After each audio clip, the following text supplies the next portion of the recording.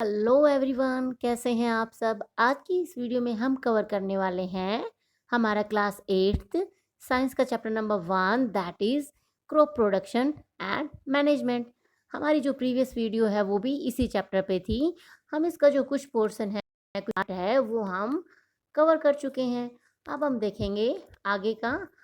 Next है हमारा, हमने फर्टिलाइजर एंड मैन्योर में जो डिफरेंस था वो भी हम देख चुके हैं, एंड एडवांटेजेस ऑफ मैन्योर भी हमने कवर किया था।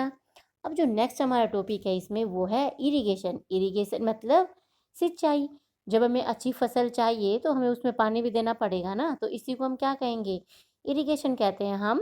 जो उसमें जो टाइम टाइम पे जो हम पानी देंगे ना, उसी को हम बोलेंगे irrigation. All living beings need water to live. जो जितने भी जो जीवित प्राणी है ना, लिविंग बींग्स हैं, उनको क्या चाहिए, उनको वाटर तो चाहिए। इसी तरह प्लांट्स को भी वाटर चाहिए। Water is important for proper growth and development of flowers, fruits and seeds of plants. मतलब जो हमारा प्लांट है ना, उसके प्रॉपर डेवलपमेंट के लिए हमें वाटर की तो नीड होती ही है। Water is absorb the plant roots. और जो पानी होता है ना, वो रूट्स के द्वारा ही जो पूरा प्लांट्स उसके अंदर जाता है। Along with water minerals and fertilizers are also absorbed. और जो पानी तो वो जो रूट्स हैं वो एब्जॉर्ब करती ही हैं, उनको तो लेती ही हैं हमारी सोयल से। और वाटर के साथ साथ वो मिनरल्स को, फर्टिलाइजर्स को भी जो रूट्स हैं वो लेती हैं। Plants contain nearly 90% water. Plant में जो होता है ना, प्लांट में 90% होता है, वो क्या होता है, हमारा पानी ही होता है। Water is essential because germination of seeds does not take place under dry conditions. अब जो जर्मिनेशन होगा ना, सीड का, जो बीजों का जो जर्मिनेशन होगा, वो जो ड्राई कंडीशंस होंगी उनके अंदर वो प्रॉपरली नहीं हो पाता है। Nutrients dissolve in water get transported get transported to each part of the plant. Water also protect the crop from both frost and hot air currents। और जो वाटर होता है ना, वो प्रोटेक्ट करता है ज़्यादा ठंड से भी। हमारी जो फसल होगी, क्रॉप होगी, उसको ज़्यादा ठंड से जो पाला पड़ता है उससे वो उसको, और हॉट एयर करंट से भी वो उसको बचाएगा। To maintain the moisture of the soil for healthy crop growth field have to be watered regularly. अगर हमें चाहिए ना, तो उसके लिए हेल्दी अगर उसकी ग्रोथ चाहिए तो उसके लिए हमें क्या करना है, टाइम टू टाइम रेगुलरली हमें वाटर उसमें देते रहना है। The supply of water to crops at different intervals is called irrigation. जो टाइम टू टाइम एक समय के अंतराल पे जो हम उसमें सिंचाई करते हैं, उसी को हम क्या बोलेंगे, इरिगेशन बोलेंगे। और यह हर एक क्रॉप का ना अलग अलग अपना ड्यूरेशन होता है, और किसको कितना वाटर रिक्वायर्ड है ये भी हमारा क्रॉप टू क्रॉप वेरी करेगा। The time and frequency of irrigation varies from crop to crop, soil to soil and season to season. एक आप सपोज कर एक समर सीजन है, in summer the frequency of watering is higher. जो summer का जो season होगा उसमें क्या होगा, हमें वाटर देना पड़ेगा हमारी क्रॉप को। वाई इज सो, क्योंकि जो धूप ज़्यादा होती है समर में, तो वो ट्रांसपीरेट हो जाता है, ट्रांसपीरेशन जो होता है वो होता है प्लांट्स में, इसीलिए उनको ज़्यादा वाटर की रिक्वायरमेंट होती है। Could it be due to the increase rate of evaporation. हाँ, वो एवोपरेशन होता है of water from the soil to soil and the leaves. अब नेक्स्ट होगा हमारा सोर्स ऑफ इरिगेशन। कि हमने ये तो पढ़ लिया कि जो इरिगेशन है, जो सिंचाई की हमारी क्रॉप को रिक्वायरमेंट तो है, पर इसके सोर्स क्या होंगे, ये भी हमारे एक जगह से दूसरी जगह में वेरी करेंगे। The source of irrigations are wells. हमारे कुएं हो सकते हैं, ट्यूबवेल्स हो सकते हैं, हमारे जो तालाब हैं, पोन्ड्स, लेक्स, हमारी नदियाँ, झीलें, डैम्स एंड कैनाल्स। ये जो हमारी सारी चीज़ें हैं वो क्या हो सकती हैं, वो हो सकती हैं सोर्स ऑफ इरिगेशन। अब जो हमारे जो ट्रेडिशनल मेथड्स हैं ना इरिगेशन के, वो हमें दिखाए गए हैं। बट ये जो ट्रेडिशनल मेथड्स हैं ये क्या थे, ये हमारे पुराने टाइम में चलते थे, अब ये जो है नहीं चलते हैं। अब हम देखेंगे जो न्यू मेथड्स हैं वो भी देखेंगे, और हम पहले कवर करेंगे ट्रेडिशनल मेथड्स को। अब आपको ये पूरा इनको डिटेल में जानना रिक्वायर्ड नहीं है, आपको बस इनके नाम पता होना चाहिए। The water available in wells, lakes and canals is lifted up by different methods in different regions, कि अलग अलग जगह में जो ये चीज़ें थी अलग अलग चीज़ें यूज की जाती थी, कि किसी में लेक से पानी लिया जा रहा है, किसी में कनाल से, किसी में कुएं से, और इनके लिए हमें क्या रिक्वायर होगा, तो इसके लिए हमें किस किस की ज़रूरत होगी, इसके लिए जो एंशियंट टाइम में क्या होता था, लेबर वर्क था वो ज़्यादा था, जो मेहनत थी वो बहुत ही ज़्यादा थी। अब उसके लिए क्या चाहिए, या तो कैटल चाहिए या तो हमें कोई पशु चाहिए, हमारा जो कैमल है, बैल है, या फिर हमारा जो भी कैटल चाहिए, या फिर हमें human labour use in these methods. So these methods are cheaper but less efficient. ये जो साधन थे, जो संसाधन थे हमारे ट्रेडिशनल मेथड से इरिगेशन के, ये क्या थे, ये सस्ते तो थे बट क्या थे, लेस एफिशिएंट थे, ये कुछ ज़्यादा हमारे काम के नहीं थे। और अब हम देखेंगे the various traditional ways are more, मतलब पुली सिस्टम। अब इसमें हमें पिक में भी दिखाया गया है कि क्या होता था, ये था। अब इसमें क्या चाहिए, अब इसमें ह्यूमन लेबर चाहिए ज़्यादा, जैसा कि आपको पिक्चर में दिख रहा है। ये क्या थी, हमारी जो पुली थी, ये हमारी हुआ करती थी पुली, पुली हुआ करती थी हमारी, ये इसके इस साइड रस्सी होती थी और इस साइड भी रस्सी। ये जो ये एक बाल्टी होगी या फिर जो भी आप कोई भी बर्तन ले वो इसमें बांध देंगे, नीचे ये कुएं में जाएगा और एक साइड से हम इसको यहाँ से खींचते थे। ये हमारा हुआ करता था पुली सिस्टम। अब नेक्स्ट होगा हमारा चेन पंप। चेन पंप भी हमें दिखाया गया है, हाँ चेन पंप भी हमें दिखाया गया है कि ये हमारा चेन पंप। तो आपको ये जो पिक्चर्स हैं वो ध्यान से देखनी है। नेक्स्ट हमारा डेकली। डेकली भी आपको दिखाया गया इस पिक्चर में कि जो एक फार्मर है वो कैसे वाटर निकाल रहा है वेल से। और जो लास्ट है वो हमारा है रेहट। रेहट सिस्टम भी दिखाया गया है। इसके अंदर हमें क्या होता था, कैटल की रिक्वायरमेंट होती थी। ये बैल है, ये इसको गोल गोल घूमेगा और यहाँ ये जो बैल है ये गोल गोल ऐसे इस डंडे के सहारे ये गोल गोल घूमेगा। और जो यहाँ पे या क्या थी, ये जो गोल चक्कर है जो हमें पहिया सा दिख रहा है, इस पे बंधी होती थी हमारी बकेट्स। ये बाल्टी जैसी कुछ बंधी होती थी और इनमें से वाटर निकलता था। तो ये हमारा रैट system. Pumps are commonly use for lifting water. Pumps use होते थे वाटर को ऊपर उठाने के लिए, लिफ्ट करने के लिए। और उसके लिए क्या रिक्वायर होगा, उसके लिए रिक्वायर होगा आज के टाइम में हमारा diesel, biogas, electricity and solar energy is use to run these pumps. आज के टाइम में जो हमारा सोलर एनर्जी का जो चलन है वो क्या है, वो हमारा ज़्यादा है। अब हमारे हैं आगे इरिगेशन के मॉडर्न मेथड्स ऑफ इरिगेशन। अब मॉडर्न मेथड्स में क्या होगा, जैसे आपको पता है कि पहले के टाइम में क्या था, पहले के टाइम में जो हमारा वाटर जो लेवल था वो क्या था, ऊपर था। और वाटर क्या था हमारा ज़्यादा था, लेवल क्या था, अप था उसका वाटर का। आज के टाइम में हमारा क्या है, वाटर का जो लेवल है वो क्या है, वो नीचे जाता जा रहा है। तो इसके लिए हमने इरिगेशन के भी वही मेथड्स चूज किए हैं जिनके अंदर क्या हो, वाटर हमारा कम से कम यूज हो। तो देखेंगे फर्स्ट है हमारा स्प्रिंकलर सिस्टम। स्प्रिंकलर सिस्टम में देखेंगे this system is more useful on the uneven land where sufficient water is not available. अब ये कहाँ पे यूज होगा, जहाँ पे क्या होगा, sufficient water is not available, जहाँ पे पर्याप्त मात्रा में हमारे पास जो पानी है वो अवेलेबल नहीं होगा, वहाँ पे ये होगा हमारा use. The the the perpendicular pipes, इसमें क्या होंगे, परपेंडिकुलर पाइप्स होंगे having rotating nozzles on top. एक पाइप के ऊपर क्या लगी होगी, नोजल लगी होगी उसके टॉप पे, are join to the main pipeline at regular interval when water is allowed to flow through the main pipe under pressure with the help of pipe. अब हमारा इसमें दिखाया गया कि इसके अंदर क्या होगा, मेन होगा हमारा एक पाइप होगा और एक हमारी होगी रोटेटिंग नोजल होगी। और वो क्या करेगी, स्प्रिंकल करेगी, छिड़केगी क्रॉप्स के ऊपर वाटर को, जैसे कि रेन हो रही हो, एज इट इज रेनिंग। ये हमारा दिखाया गया है स्प्रिंकलर मेथड। ये जो जिस पाइप की बात की गई है ये हमारी अलग अलग पाइप्स, और ये जो गोल आपको दिख रही है ये हमारी नोजल।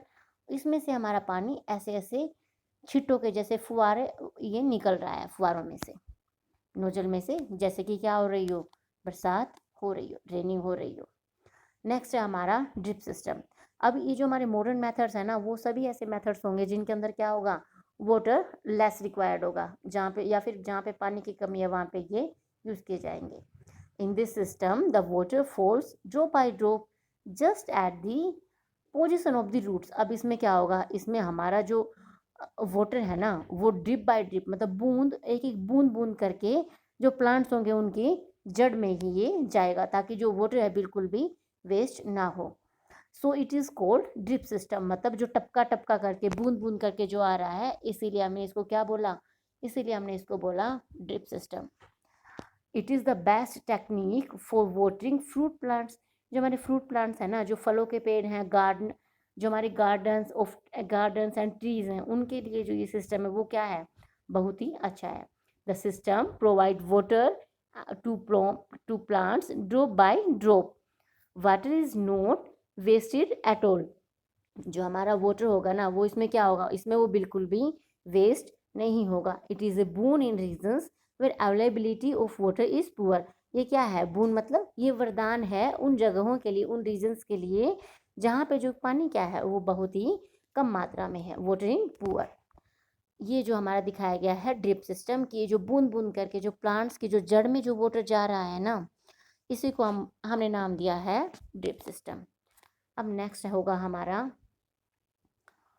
Protection from weeds. अब वीड्स क्या होते हैं, कुछ हमारे जो प्लांट्स के साथ है ना, अनवांटेड जो प्लांट्स होते हैं ना, अनवांटेड प्लांट्स भी हमारे ग्रो कर जाते हैं फील्ड में। अब उन्हीं को हमने वीड्स कहा है, और वो क्या है, वो हमें नहीं चाहिए, क्योंकि वो हमारे जो प्लांट होगा ना, मेन प्लांट होगा, मेन हमारी क्रॉप होगी, उसका जो न्यूट्रिशन है ना वो ले लेते हैं। In the field many other undesirable plants may grow naturally along with the crop. जो हमारी फसल है उसके साथ हमें भाई जो नहीं चाहते हम, अनडिजायरेबल है, जो अनवांटेड जो प्लांट्स है वो उग जाते हैं, उनको क्या कहते हैं, these undesirable plants are called weeds. इन्हीं प्लांट्स को हमने नाम दिया है वीड्स का। अब इसको क्योर करने के लिए क्या होंगे, इनको कुछ हमें मेथड्स यूज़ करेंगे, उसको क्या बोलेंगे, ये इसके लिए हम मेनली 2 से 3 मेथड्स को यूज़ करेंगे। The removal of weeds is called weeding. अब जो इन प्लांट्स को हम रिमूव करेंगे ना वीड्स को, उसको क्या बोलेंगे, उस प्रोसेस को बोलेंगे weeding. Weeding is necessary since weeds compete with the crop plant for water, nutrients, space and light. ये हर चीज़ के लिए जो हमारा मेन क्रॉप है, हमारी मेन प्लांट है, उसके साथ क्या करेगा, उसके साथ ये कंपीट करेगा। कंपीट करेगा तो मतलब ये उसके साथ कंपटीशन में रहेगा हर चीज़ के लिए, वाटर के लिए, और जो उसके न्यूट्रिएंट्स होंगे उसके लिए भी, और जगह भी इसको चाहिए, और इसको क्या चाहिए, लाइट भी चाहिए। दस they affect the growth of the crop. जो हमारा मेन प्लांट होगा उसकी जो ग्रोथ होगी ना, उसको ये क्या करेंगे भाई, प्रभावित करेंगे, अफेक्ट करेंगे। Some weeds interfere even in harvesting and may be poisonous for animals and human beings. अब इसमें बताया गया है कि जो कुछ वीड्स होते हैं ना, कुछ जो हमारे अनवांटेड प्लांट्स होंगे वो क्या होंगे, वो जहरीले भी होते हैं, पॉइजनस भी होते हैं, और वो कटाई के टाइम भी हमें क्या करते हैं, दिक्कत क्रिएट करते हैं। Farmers adopt many ways to remove weeds and control their growth. इनकी ग्रोथ को कंट्रोल करने के लिए और इनको मतलब इनको कम करने के लिए, रिमूव करने के लिए क्या करते हैं फार्मर्स, अलग अलग तरह के मेथड्स को अपनाएंगे। मेनली हम 2 या 3 मेथड को पढ़ेंगे। फर्स्ट हमारा जो मेथड होगा वो होगा टिलिंग। ये हमने चैप्टर के जो बिल्कुल शुरुआत में था ना, जब हमने प्रिपरेशन ऑफ सोयल कर रहे थे ना, वहाँ हमने पढ़ा था कि जो हमारा मेथड क्या होगा, टिलिंग होगा, जिसमें हम सोइल को रोटेट कर रहे थे। वही हमारा जो मेथड था उसको हमने क्या कहा था, टिलिंग कहा था। Before sowing of crops help in uprooting and killing of weeds. ये भी वीड्स को किल करने में, सोइल को रोटेट करेंगे तो क्या होगा, जो हमारे वीड्स होंगे वो क्या होंगे, किल हो जाएंगे, मर जाएंगे वो प्लांट्स। विच में then dry up and get mix with the soil. वो ड्राई होके सूख के क्या होंगे, हमारी मिट्टी में ही वो मिल जाते हैं और वो गल सड़ जाते हैं। The best timing for the removal of weeds is before they produce flowers and seeds. इनका जो रिमूव करने का जो हमारा बेस्ट टाइम होगा ना इन वीड्स को, वो क्या होगा, जब हमारे इन वीड्स के ऊपर क्या ना हो, इनके ऊपर फ्लावर्स और जो सीड्स होते हैं ना, बीज, वो ना आए। ये हमारा इनको ख़त्म करने का बेस्ट टाइम होता है। The manual removal includes physical removal of weeds is by uprooting और cutting them close to the ground. एक हमारा होता है कि हम वीड्स को भाई हाथों से भी हम इनको अलग करते हैं, मैनुअली भी हम इनको अलग करते हैं, मतलब फिजिकल रिमूवल भी इनका होता है। तो इसमें हम क्या करते हैं, बिल्कुल इनको कट कर देते हैं इनके रूट के उधर से, रूट के पास से, फ्रॉम टाइम टू टाइम। और this is done with the help of the खुरपी। ये एक हमारा टूल होता है, जो हमारा फार्मिंग के लिए एक टूल होगा, खुरपी। इससे हम इन वीड्स को अलग करते हैं। और ये हमारे जगह से, एक जगह से दूसरी जगह पे भी ये डिपेंड करता है कि हम एक जगह पे इसको खुरपी बोल रहे हैं, दूसरी जगह पे हम इसको कुछ और भी बोल सकते हैं इस टूल को। और अब नेक्स्ट है हमारा weeds are also control by using certain chemicals called weedicides. अब इसके लिए क्या होगा, अब इसके लिए एक हमारा केमिकल भी आते हैं जिनको हम क्या बोलेंगे, वीडिसाइड बोलेंगे, like 2,4-D। These are spread in the field to kill the weeds. अब जो वीड्स होंगे हमारे अनवांटेड प्लांट्स होंगे, उनको हम क्या करेंगे, केमिकल के हेल्प से ख़त्म करेंगे। तो क्या करेंगे, उनको स्प्रे करना पड़ेगा, पूरे जो हमारा फील्ड होगा, खेत होगा, उसमें उसका छिड़काव करना पड़ेगा। दे do not damage the crop. और जो ये होंगे ना हमारे वीडिसाइड्स, जो केमिकल्स होंगे, वो हमारी मेन क्रॉप को टारगेट नहीं करेंगे, वो हमारा करेंगे वीड्स को ही टारगेट करेंगे, उन्हीं को ये किल कर देंगे। They do not damage the crop. The weedicide are diluted with the water.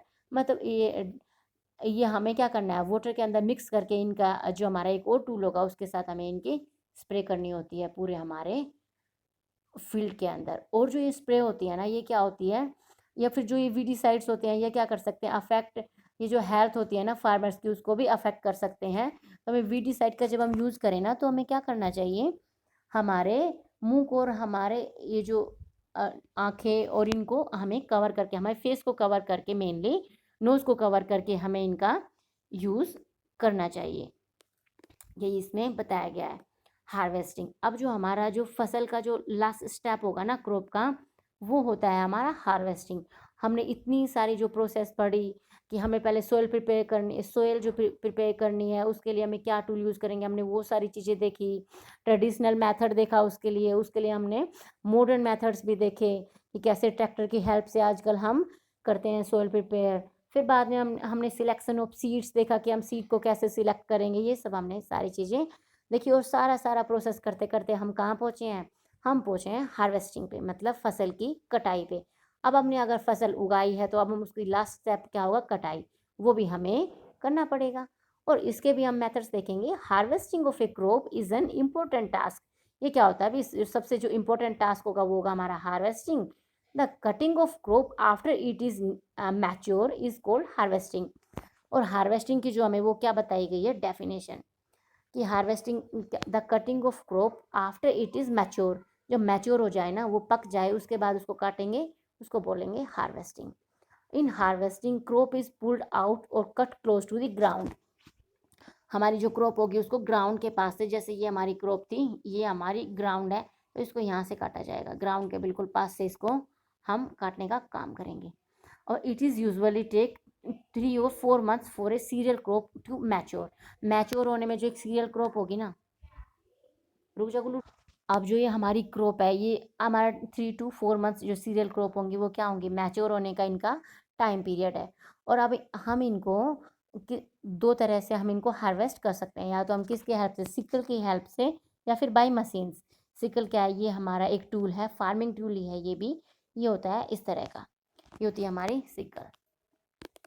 अब इसको हमारा दिखाया गया है कि अगर हम इसको अलग करते हैं ना, इसको थ्रेसिंग भी बोलेंगे। जो इसकी एक और प्रोसेस होगी, इसको क्या बोलेंगे, in the harvested crop the grain seeds need to be separated from the chaff. This process is called threshing. इसको हम क्या बोलेंगे, इसको बोलेंगे थ्रेसिंग। जो मतलब फसल होती है, जो हमारा जो भी अनाज होगा उसके ऊपर से जो उसकी आउटर कवरिंग है, उसको हटाने को इसमें कहा गया है threshing. This is carried out with the help of machine called combine which in कौन है। अब इसी प्रोसेस को हम क्या बोलेंगे, threshing. This is carried out with the help of a machine called combine.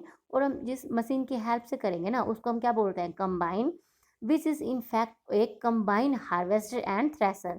मतलब ये फसल की कटाई भी करेगी, जो ये मशीन होगी ना कंबाइन, इसकी कटाई भी करेगी, और जो ऊपर का जो ये छिलका है ना क्रॉप के ऊपर का, उसको भी अलग करने का, थ्रेसिंग का भी ये काम करेगी।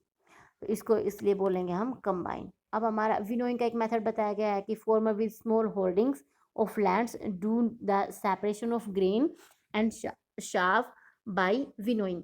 अब विनोइंग का हमने मेथड पढ़ा था, क्लास 6 में भी हमने पढ़ा था। विनोइंग के लिए एक मशीन भी होगी, और इसको हम विंड के द्वारा भी कर सकते हैं। हार्वेस्ट फेस्टिवल्स बताए गए हैं कि हमारे इंडिया के अंदर क्या मनाए जाते हैं। अलग अलग जगह पे, अलग अलग रीजन्स में हार्वेस्टेड से रिलेटेड हमारे फेस्टिवल्स मनाए जाते हैं। मतलब लोगों में क्या होता है, उत्साह होता है, एंथुसियाज्म होता है। अब हमारा बताया गया है कि हमारे क्या होंगे, इस पोंगल हो सकता है, बैसाखी, होली, दिवाली, ये हमारे बिहू वगैरह एट्सेट्रा हमारे हो सकते हैं। अब होगा स्टोरेज। अब जो लास्ट स्टेप है वो होगा स्टोरेज। स्टोरेज अगर हमने क्या कर ली थी, फसल को हार्वेस्ट कर लिया था, उसकी कटाई कर ली थी, तो अब क्या ज़रूरी है, अब उसकी स्टोरेज भी तो नेसेसरी है। अब हमें इनको क्या करना है, फसल को स्टोर करना है। It if the crop grain are to be kept for longer time, अगर हमें लंबे समय के लिए हमारी फसल को स्टोर करके रखना है ना, ग्रेन को, अनाज को, they should be safe from moisture, moisture से उसको हमें बचा के रखना होगा, इंसेक्ट से, कीट पतंगों से, चूहों से, और माइक्रो ऑर्गेनिज्म जो जो सूक्ष्म जीव हैं, माइक्रो ऑर्गेनिजम्स हैं, उनसे भी हमें इसको बचा के रखना होगा। The fresh crop has more moisture, जो हमारी ताज़ा फसल होती है ना, उसके अंदर जो मॉइस्चर है, नमी है, वो क्या होती है, ज़्यादा होती है।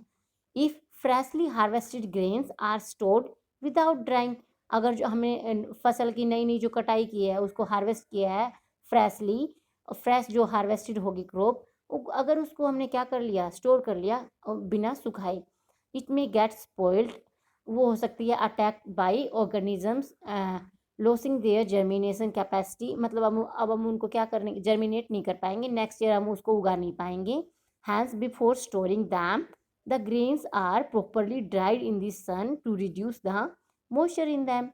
अब जो जिसका हमें क्या है, हमें स्टोर करने से पहले मेनली इसमें ये बताया गया है कि स्टोर करने से पहले हमें उसको धूप में सुखा के उसके बाद हमें उसमें स्टोर करना चाहिए, जिससे हम उसको क्या प्रिवेंट कर सकें, बचा सकें attack by insect pest, bacteria and हमारी फंगस से। Farmers store